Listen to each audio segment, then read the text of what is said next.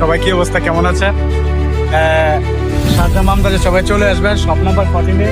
এখানে চেস্কি সেন্টার দেওয়া হয়, ঠিক আছে? আসলে ডিসকাউন্ট পাবেন। আর যে চ্যানেল থেকে এটা ছাড়া হবে ওই চ্যানেল নাম বললে আমরা ডিসকাউন্ট করি। আর সাবস্ক্রাইব করবেন, লাইক করবেন, শেয়ার করবেন। Thank you.